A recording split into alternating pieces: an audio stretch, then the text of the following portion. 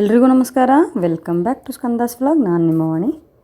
ಈ ದಿನ ಪ್ರತಿ ವರ್ಷದಂತೆ ಈ ವರ್ಷವೂ ಕೂಡ ವಿಜಯ ಕರ್ನಾಟಕದವರು ಏರ್ಪಡಿಸಿದಂತಹ VK ಎಜುಕೇಷನ್ ಫೇರ್ನ 2024ನೇ ಅದ್ಧೂರಿ ಚಾಲನೆ, ವಿದ್ಯಾರ್ಥಿ ಪೋಷಕರ ಸಮಾಗಮನ ಯಾವ ರೀತಿ ನಡೀತು ಮತ್ತು ಜ್ಞಾನಜ್ಯೋತಿ ಸಭಾಂಗಣ, ಸೆಂಟ್ರಲ್ ಕಾಲೇಜ್ ಆವರಣ, ಮೈಸೂರು ಬ್ಯಾಂಕ್ ವೃತ್ತದ ಹತ್ತಿರ, ಬೆಂಗಳೂರು ಒನ್ನಲ್ಲಿ ನಡೆದಂತಹ ಸಂಪೂರ್ಣ ಮಾಹಿತಿಯನ್ನು ನಿಮ್ಮ ಮುಂದೆ ಇಡ್ತಾ ಇದ್ದೀನಿ. ನಿಮ್ಮ ಮನೆಯ ಅಥವಾ ನಿಮ್ಮ ಸಂಬಂಧಿಕರ, ನಿಮಗೆ ಗೊತ್ತಿರುವ ಮಕ್ಕಳು ಯಾರಾದರೂ PUC ಮುಗಿಸಿದರೆ ಅವರಿಗೆ ಉಪಯೋಗ ಆಗುವಂತಹ ವಿಡಿಯೋ ಅಂತಲೇ ಹೇಳ್ಬೋದು. ಈ ವರ್ಷ PUC ಮುಗಿಸಿ ಮುಂದೇನು ತೊಗೋಬೇಕು, ಏನು ನಿರ್ಧಾರ ಮಾಡಬೇಕು, ಯಾವ ಕಾಲೇಜ್ಗೆ ಹೋಗಬೇಕು, ಯಾವ ಕೋರ್ಸ್ ತೊಗೋಬೇಕು ಅನ್ನೋದು ಮಾಹಿತಿ ತಿಳ್ಕೊಬೇಕಂದ್ರೆ ಇದು ತುಂಬ ಉಪಯುಕ್ತವಾದ ವಿಡಿಯೋ ಅಂತಲೇ ಹೇಳ್ಬೋದು. ಪ್ರತಿಷ್ಠಿತ ವಿಶ್ವವಿದ್ಯಾಲಯಗಳು ಎಲ್ಲ ಒಂದೇ ಸೂರಿನಡಿ ಇರೋದರಿಂದ ನಮ್ಮ ಡೌಟ್ಗಳು ಕೂಡ ಕ್ಲಿಯರ್ ಆಗುತ್ತೆ. ನಿಮ್ಮಲ್ಲಿ ಯಾರಾದರೂ ಹೋಗೋಕ್ಕೆ ಆಗದೇ ಇರೋರು ಫೇರ್ಗೆ, ಅವರಿಗೆ ಉಪಯುಕ್ತವಾಗಲಿ ಅಂತ ಈ ವಿಡಿಯೋ ಮಾಡಿರೋದು. ಖಂಡಿತವಾಗ್ಲೂ ವಿಡಿಯೋನ ಸ್ಕಿಪ್ ಮಾಡದೆ ಪೂರ್ತಿಯಾಗಿ ನೋಡಿ. ಇಷ್ಟವಾಗಿದ್ದಲ್ಲಿ ಕಮೆಂಟ್ ಮಾಡಿ ತಿಳಿಸಿ. ಮೊದಲನೇದಾಗಿ ನಾನು ಸ್ವಲ್ಪ ಹೊತ್ತು ದೀಪಕ್ ಸರ್ ಜೊತೆ ಮಾತಾಡಿದೆ, ತುಂಬ ಚೆನ್ನಾಗಿತ್ತು time. And thank you so much for the warm welcome. And Sudarshan ಕೂಡ ಥ್ಯಾಂಕ್ ಯು ಸೋ ಮಚ್. ಹಾಗೆ Sharan Prakash sir, thank you so much for the welcome and thank you. ನಿಮ್ಮ ಜೊತೆ ನಾನು ನಿಂತಿರೋದು ನನಗೆ ತುಂಬ ಖುಷಿ ಆಗ್ತಾ ಇದೆ. At the same time Lingaraj sir ತುಂಬ ಒಳ್ಳೆ ಇನ್ಫಾರ್ಮೇಷನ್ ಕೊಟ್ಟಿದ್ದೀರಾ, thank you so much. And ಯೂತಿಗೆ ಇದರ ಅವಶ್ಯಕತೆ ಇದೆ, ತುಂಬ ಒಳ್ಳೆ ಇನಿಷಿಯೇಟಿವ್ಸ್ ಕೂಡ ಇದೆ, ನಿಮ್ಮದು ಒಳ್ಳೆಯದಾಗಲಿ ಅಂತ ಕೇಳ್ಕೊಳ್ತೀನಿ. ಹಾಗೆ ನಮ್ಮ ಸಿನಿಮಾ ಜಗತ್ತಿಂದ ಅದ್ಭುತ ನಟ ರಿಷಿಯವರಿಗೆ ನಮಸ್ಕಾರ. So and first of all, ನಾನು ಓದ್ತಿರ್ಬೇಕಿದ್ರೆ ನನಗೆ ಇಂಥ ಒಂದು ಅವಕಾಶ, ಆ್ಯಕ್ಚುಲಿ ಫೇರ್ಸ್ ಅನ್ನೋದು ನನಗೆ ಗೊತ್ತೇ ಇರಲಿಲ್ಲ. ಸೊ ಮೋಸ್ಟ್ಲಿ ಇಲ್ಲಿ ನಾನು ಹಿಂಜಾಗಿದೆ ಅಂತ ಹೇಳ್ತೀನಿ. ಬಿಕಾಸ್ ಅಷ್ಟು ಅಂದರೆ ಈಗ ಎಜುಕೇಷ್ನಲ್ ಫೇರ್ಸ್ ಇರ್ತವೆ ಅಂತ ನಮಗೆ ನಾಲೆಜೇ ಇರಲಿಲ್ಲ. ಸೊ ಯಾವ ಕಾಲೇಜ್ ಹತ್ತಿರದಲ್ಲಿದೆ, ಯಾವ ಕಾಲೇಜಿಂದು ಫೀಸ್ ಕಮ್ಮಿ ಇದೆ, ಆ್ಯಂಡ್ ಯಾವುದಕ್ಕೆ ನಾನು ಬೇಗ ರೀಚ್ ಆಗ್ಬೋದು, ಲೇಟ್ ರೀಚ್ ಆಗ್ಬೋದು, ಇದೆಲ್ಲ ಯೋಚನೆ ಮಾಡ್ಕೊಂಡು ನಾನು ಕಾಲೇಜಸ್ನ ಚೂಸ್ ಮಾಡ್ತಿದ್ದೆ ಅವಾಗ. ಹಾಗೆ ಸ್ವಲ್ಪ ಜನ ಇಲ್ಲಿ ಮಾಡ್ತಿರಲ್ವಾ, ಹೌದಾ? ಸೊ ಒಂದು ವಿಷಯ ನೆನಪಾಗುತ್ತೆ ನನಗೆ. ನಾನು ಮೊನ್ನೆ ಅಷ್ಟೇ, ಅಂದರೆ ರೀಸೆಂಟಾಗಿ ನಾನು ಬಿಗ್ ಬಾಸ್ ಆದಮೇಲೆ ಒಂದ್ಸತಿ ಒಂದು ಕೆಫೆಯಿಂದ ಹಿಂಗೆ ಹೋಗ್ತಿರ್ಬೇಕಿದ್ರೆ, ಒಂದು ಕೆಫೆ ಒಳಗೆ ಹೋಗ್ತಿದ್ದೆ, ನನ್ನೊಂದು ಮೀಟಿಂಗ್ ಇತ್ತು. ಅದರ ಹೊರಗಡೆ ಒಬ್ಬ ಅಂದರೆ ಒಂದು ಐ ಥಿಂಕ್ ಒಂದು 50 years ಅವರು ತಂದೆ ಮತ್ತು ಅವರ ಮಗಳು ಒಂದು ಅಡ್ಮಿಷನಿಗೆ ಒಂದು ಸ್ಲಿಪ್ ಇಟ್ಕೊಂಡು ಹೋಗ್ತಾ ಇದ್ರು. ಅಷ್ಟೊತ್ತಿಗೆ ಮಗಳು ನನ್ನ ನೋಡ್ತಾಳೆ. ನನ್ನ ನೋಡ್ಬಿಟ್ಟು, ಅಪ್ಪ ಸಂಗೀತ ಸಂಗೀತ ಸಂಗೀತ ಬಿಗ್ ಬಾಸ್, ಸಂಗೀತ ಶೃಂಗೇರಿ ಅಂತ ಹೇಳೋಕೆ ಶುರು ಮಾಡ್ತಾಳೆ. ನಾನು ತುಂಬ ಅರ್ಜೆಂಟಲ್ಲಿದ್ದೆ, ನಾನು ಕೇಳಿಸ್ಕೊಂಡಿದ್ದಿಲ್ಲ, ನನ್ನ ಪಕ್ಕದಲ್ಲಿರೋರು ಅದನ್ನ ಕೇಳಿಸ್ಕೊಂಡಿದ್ರು. ಸೊ ನಾನು ಸ್ಟ್ರೇಟಾಗಿ ಕೆಫೆ ಒಳಗೆ ಹೋಗ್ಬಿಟ್ಟು ನನ್ನ ಮೀಟಿಂಗಿಗೋಸ್ಕರ ಕೂತೆ. ಸ್ವಲ್ಪ ಸಮಯದ ನಂತರ ನನ್ನ ಜೊತೆ ಇದ್ದಿರೋ ಕಲೀಗ್ ಹೇಳ್ತಾರೆ, ಅಲ್ಲೊಬ್ಳು ಹುಡುಗಿ ನಿಮ್ಮನ್ನ ಮೀಟ್ ಮಾಡಿ ಒಂದು ಫೋಟೋ ತೊಗೊಬೇಕಂತಿದ್ರು. ಆದರೆ ಅವರ ಅಪ್ಪ ಅವ್ರನ್ನ ಹೇಳ್ಬಿಟ್ಟು, ಬೇಡ ಮಗಳೇ, ಅಲ್ಲಿ ನಮಗೆ ಹೋಗೋ ಅಲ್ಲಿ ಅಲವ್ ಮಾಡ್ತಾರ ಇಲ್ವಾ, ನಮಗೆ ಅರ್ಹತೆ ಇದೆಯಾ ಇಲ್ವಾ ಅಲ್ಲಿ ಹೋಗೋಕ್ಕೆ ಅಂತ ಅವ್ರಿಗೆ ತಡೆದು ಮಗಳನ್ನ ಕರ್ಕೊಂಡು ಹೋಗ್ತಾರೆ. ಸೊ ನಿಮಗೇನು ಅನ್ಸುತ್ತೆ, ಅವಳು ಬಾಗಿಲು ತೆಕ್ಕೊಂಡು, ಆ ಕೆಫೆ ಬಾಗಿಲು ತೆಕ್ಕೊಂಡು ಒಳಗೆ ಬಂದಿದ್ರೆ ನನ್ನ ಮೀಟ್ ಮಾಡ್ಬೋದಿತ್ತ, ಅವಕಾಶ ಇತ್ತಾ? ಏನನ್ಸುತ್ತೆ? ಇತ್ತು ಅಲ್ವಾ? ಸೊ ಸಾಕಷ್ಟು ಸಲ ಆ ಬಾಗಿಲು ತೆಗೆಯೋದೇ ನಾವು ಮರ್ತು ಬಿಡ್ತೀವಿ.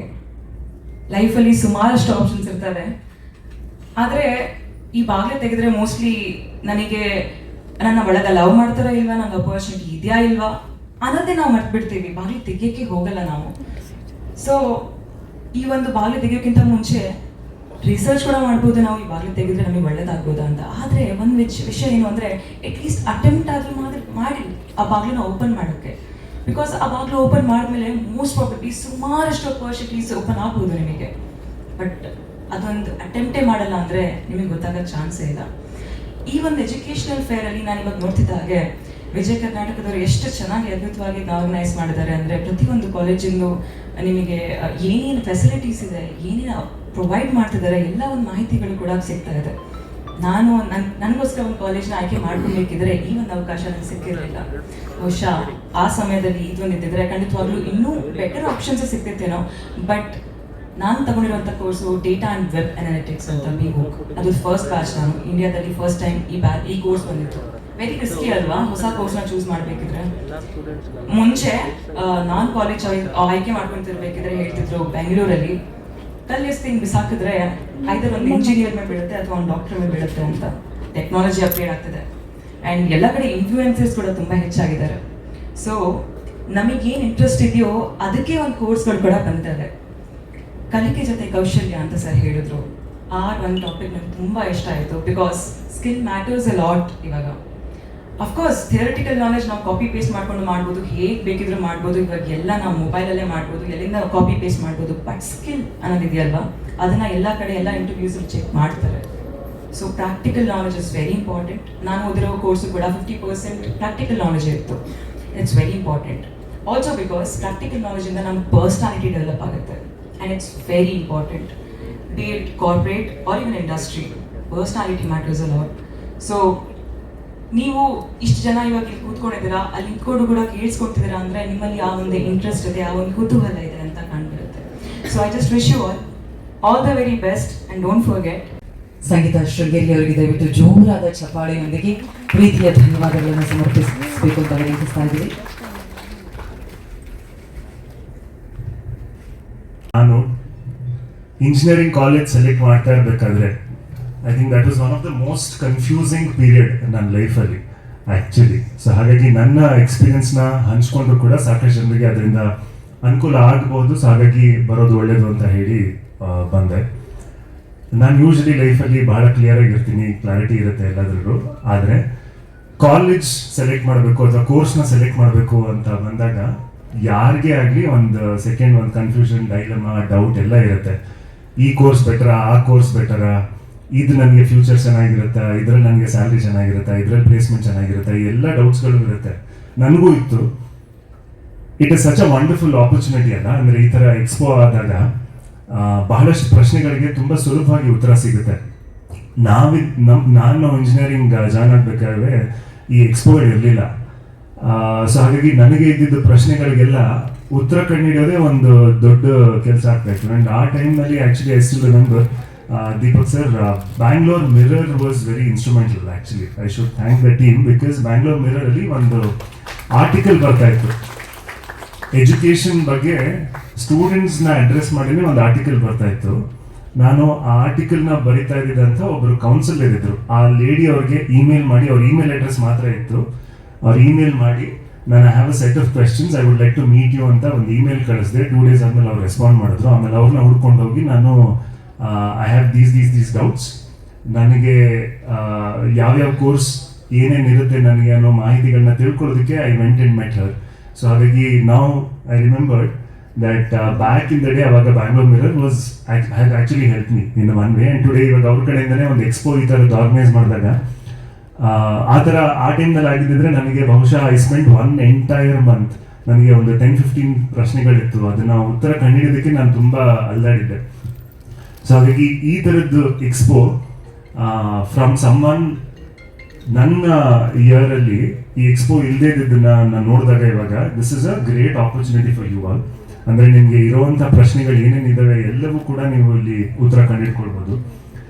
ಅಫ್ಕೋರ್ಸ್ ನಾನು ಇಂಜಿನಿಯರಿಂಗ್ ಮಾಡ್ತಾ ಇರ್ಬೇಕಾದ್ರೆ ನನಗಿದ್ದ ಪ್ರಶ್ನೆಗಳು, ನಮ್ಗೆ ಅವಾಗ ನಾಟಕಗಳು ಮಾಡಬೇಕು ಅಂತಲೂ ಕೂಡ ಆಸೆ ಇತ್ತು. ಸೊ ಹಾಗಾಗಿ I want to see which college allows me to do theatre, which college was closer to my house, and ಯಾವ ಕಾಲೇಜಲ್ಲಿ ಫ್ಯಾಕಲ್ಟಿ ಹೇಗಿದೆ, ಸ್ಟೂಡೆಂಟ್ ಯೂನಿಯನ್ ಹೇಗಿದೆ, ಇವೆಲ್ಲವೂ ಕೂಡ ನನಗೆ ತಿಳ್ಕೊಳ್ಬೇಕಾಗಿತ್ತು. ಆ್ಯಂಡ್ ಅದನ್ನು ಪ್ರತಿ ಕಾಲೇಜ್ಗೆ ಹೋಗಿ ತಿಳ್ಕೊಳ್ಳೋದು was a very herculean task.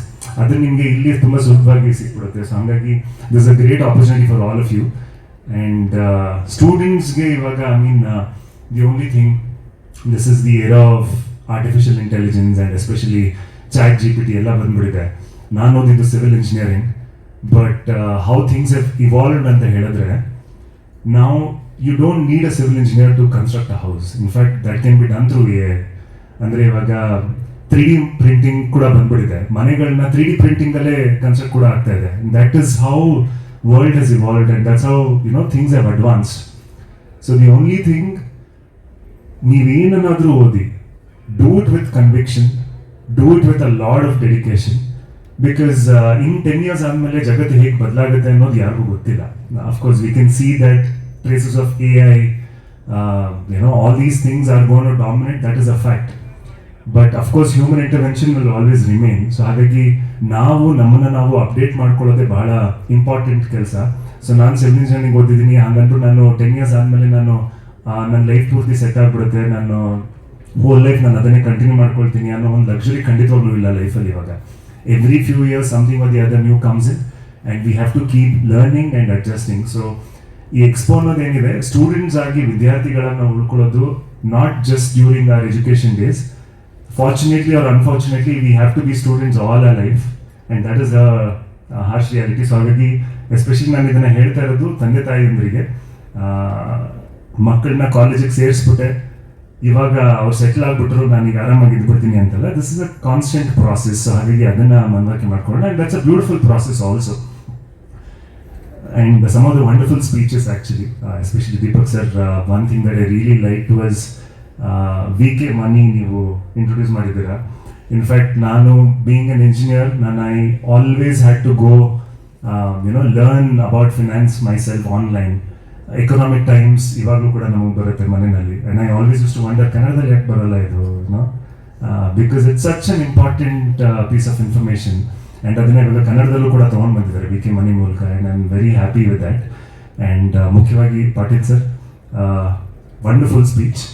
ನನಗೆ ನಿಮ್ಮ ಮಾತಲ್ಲಿ I think one thing that made me really happy was government colleges should compete with private institutions ಅಂತ ಹೇಳಿದ್ರಲ್ಲ, that made me so happy. I can't tell you, because ನಾನು ಓದಿದ್ದು JC ನಲ್ಲಿ. Of course it's a government aided college. And ನಾನು ಇಂಜಿನಿಯರಿಂಗ್ಗೆ ನಾನು ಖರ್ಚು ಮಾಡಿದ್ದ ಹಣ ನಾನು ಇವಾಗ ಏನಾದ್ರು ಹೇಳಿದ್ರೆ ಬಹುಶಃ ಯಾರು ನಂಬೋದಿಲ್ಲ. I think I spent around 35,000 rupees for 4 years ಅಷ್ಟೇ, including books and everything and exam fees. 45,000 rupeesಗಿಂತ ನಾನು ಜಾಸ್ತಿ ನಾನು ಇಂಜಿನಿಯರಿಂಗ್ ಖರ್ಚು ಆಗಿಲ್ಲ. ಬಟ್ ಇವಾಗ ನಾನು ಇಂಜಿನಿಯರಿಂಗ್ ಕಾಲೇಜ್ದು ಫೀಸ್ಗಳನ್ನ ನಾನು ಕೇಳ್ತಾ ಇದ್ರೆ ಶಾಕ್ ಆಗುತ್ತೆ ಆ್ಯಕ್ಚುಲಿ. ಹೆಂಗೆ ಇದು, ಡಸ್ ಇಟ್ ಮೇಕ್ ಸೆನ್ಸ್ ಅಂದರೆ, does it make financial sense to spend that much money ಅಂತ.